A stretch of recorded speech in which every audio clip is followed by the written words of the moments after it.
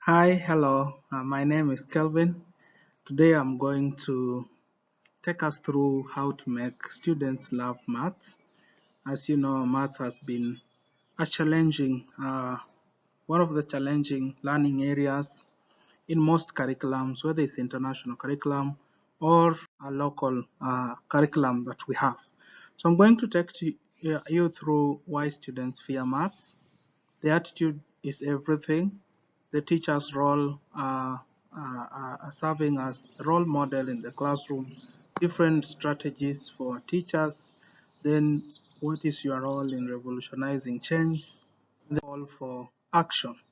So in the introduction part, I just have a very famous saying that if I love the teacher, I will love the subject. So the thing is, if the learners that you're teaching are going to love your subject, then automatically there is that tendency that they are going to pass their exams or they are going to perform well in your assessments. And therefore, we say that if the learner loves the teacher, then automatically will love the subject. And if he loves the subject, then the outcome will be even far much greater and all that. So I want us to explore how the teacher's approaches can make, or break our students' love for maths. Because the thing is, we are trying to come up with a theme that will help the learners to be able to love your subject, whether it's mathematics, whether it's science, in whichever area. These concepts can be applied anywhere. So why students fear maths? We talk of things like maybe previous bad experiences they had with their previous teachers or previous grades and all that. It might have made them not to love maths. We have things like rigid teaching methods that they're the same, they don't change and all that. Harsh teachers, very tough to the learners until they fear the subject and therefore they are likely not to love math. And then we have the case of lack of real life connection. The concepts that are being taught in math, do they relate to real life? You are teaching about things to do with linear programming. You're teaching things to do with maybe probability. Do you connect them to real life? You're talking about Cartesian planes, drawing the graphs. We need to see if they lack some connection to the real life during your teaching, then automatically students are likely to see them as abstract concepts which they can't be able to apply. Then pressure from parents and exams. So the parents are always on their toes. We need you to pass in math. Math is difficult. You need to pass math exams and all that. It's the key, which is very true. And that one makes the learners, you know, that pressure from both the exams that they are being given and from parents might make them to fear maths. Then we have perceived difficulty that math is hard and I cannot be able to do it. That makes students to fear it even more. And this one is mostly from their peers. Then we have issues like transition challenges. Transition challenges here is now where we have a very big problem because when a learner is transitioning from one grade to another, is likely to meet a different teacher, is likely to meet a different teacher with different methodologies, is likely to meet, different things. And because of that, he might be able to develop the fear for math, maybe from one school to another, or from one grade to another, or a change of a teacher in that specific school or learning institution can make the learner to fear math. So those are just some of the things that make learners fear. But now the main thing is now what we call attitude. We say attitude is everything. Why are we saying attitude is everything? Attitude determines the effort and the interest. So when we talk about the effort and the interest, we are talking about whether this learner is interested in maths or whether he will put a lot of effort in learning it, whether it's difficult or not, whether it's challenging or not, whether the tasks are more or what to cover the content is more. The attitude will determine. If the student has the right attitude, then automatically he will put a lot of effort and they will have a lot of interest. Interest comes from love. If the learner loves, then that is it. Then students who believe they cannot do, they can't do maths, they will rarely try. because of the attitude they have already formed.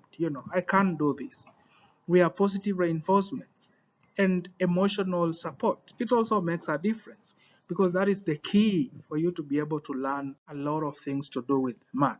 I came up with a very fundamental and a very basic pyramid of change, which you can easily be able to go through and learn. It starts from attitude, the right attitude. And where does that attitude begin from? So we are saying at the base here, we are talking of attitude. At the base here, we are talking about the attitude. Now, the attitude is the attitude of the learner towards the teacher, the attitude of the teacher towards the learner, and then the attitude of the learner towards maths. So there are three things here which are reflecting. We have the attitude to the teacher. We have the attitude to the learner. The teacher has to the learner. Then we have the attitude that the learner has towards math. So these are three things which are combined. Uh, the learner has an attitude that he doesn't like this teacher. He doesn't like the way he teaches. Or the teacher does not like the way the learner is learning. He doesn't specifically like the learner. And that one transitions to what we call an effect to math, or a learner's attitude towards math, or the teacher's attitude towards math. So this one becomes the highest. And if you can be able to change this attitude, then it serves directly the change. You will see the positive change in the learner directly from the attitude. And then we have this aspect of the student-teacher relation. This one is now a key. This one, we talk of student-teacher relationship, and we also talk of the teacher-student relation. How does the teacher view his learners? Does he view the learners like these people are possible to make the change? It's possible for them to learn maths and all that. Or does the student view the teacher in the same angle? So all this is geared towards bringing change. If you want to bring change in those learners, then automatically it starts from the attitude, then it rises to the teacher-student relation. Here we are talking about relations. We are talking about relations. So if the relations between the student and the teacher is okay, then automatically we are going to have change. Although we have some other cases like a learner might have the right attitude towards math and perform better even without loving the teacher, or neither having a good relationship with the teacher. There are those learners who are outside the pyramid. They're just bright, and automatically they'll just directly perform better with or without those the relations being there. But most of the learners will lie in this pyramid of change, lie between this pyramid of change. So we are now looking at a teacher as a role model. You are the role model to those learners. Why do we talk of you being a role model? Because we say enthusiasm is contagious. If you love math, they will love it too. So they are looking at you. Role model is like you are an example to them. You yourself, your passion towards math, how you like it, how much you use it, how much you relate it to real world experience. They have that feel like our teacher loves math. So automatically your learners will too. Then how you speak about the math matters.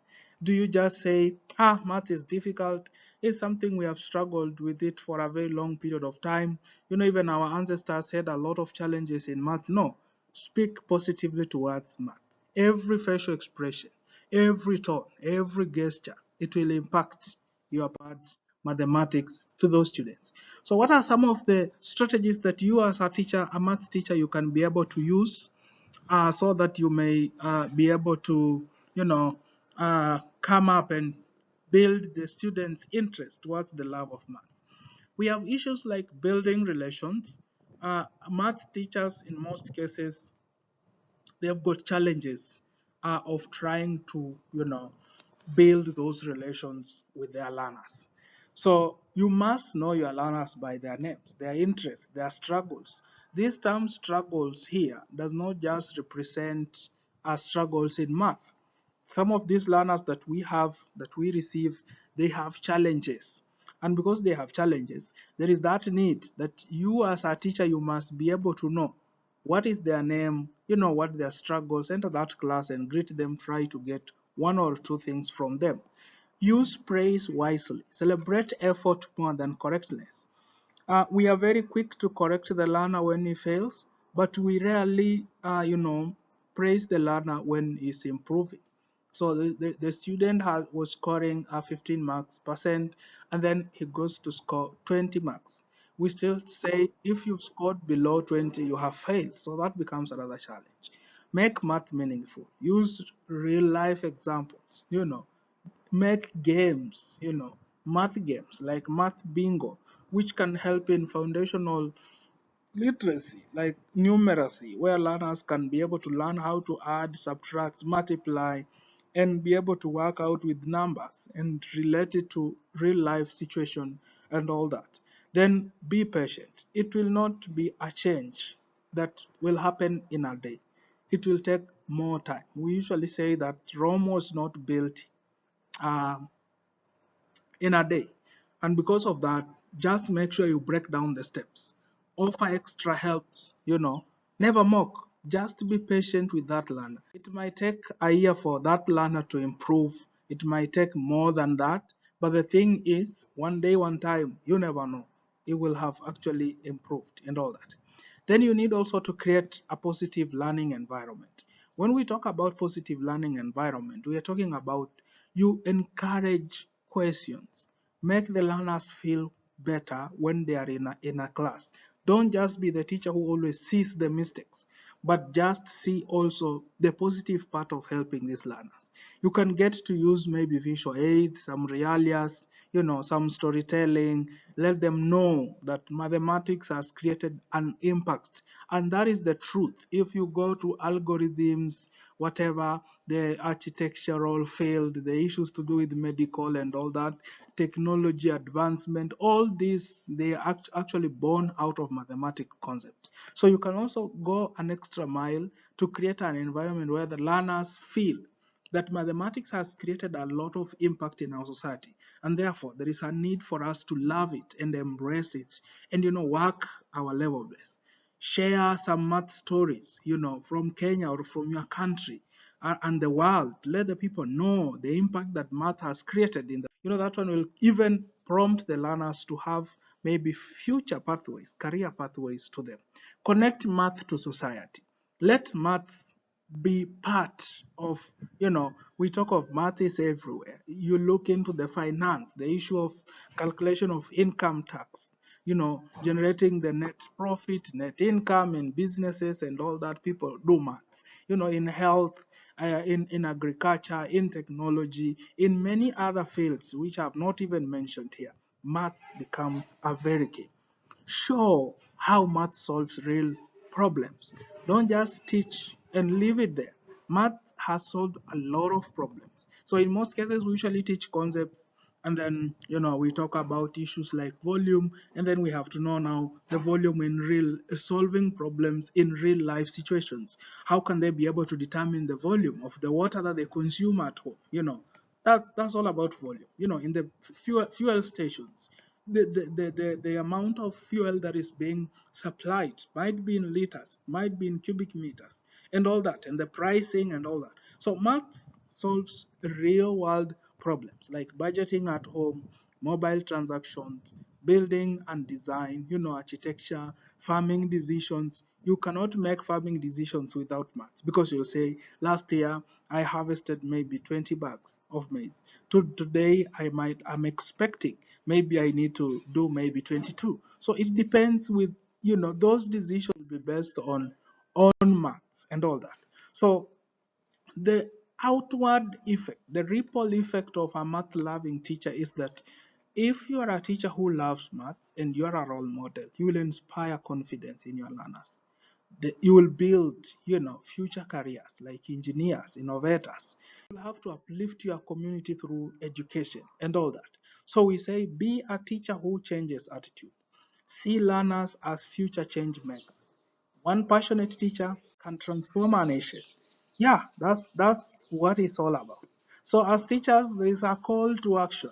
There is a need for us as math teacher or any other teacher that we need to reflect on our teaching methodologies. Over time, teaching keeps on revolving and changing and changing. So there is also need that be acquainted with the new teaching pedagogies that can suit your learners. Inject joy, relevance, and encouragement. Let maths be more interesting than the boring classes that we know. Let it be more interesting, more activities, bring the learners together, let them do, take them out, have to explain them concepts in simple ways, allow them to work in groups on different tasks and all that. Be remembered for how you made them feel. That's the thing. One time those learners, they will be able to remember you and know that so and so, teacher so and so inspired my life to become an engineer, to become a technologist, to become a researcher and all that. Now I'm working in this and this. That is the effect or the change that as teachers who love math I will be. So thank you so much, and let us inspire a generation that loves math.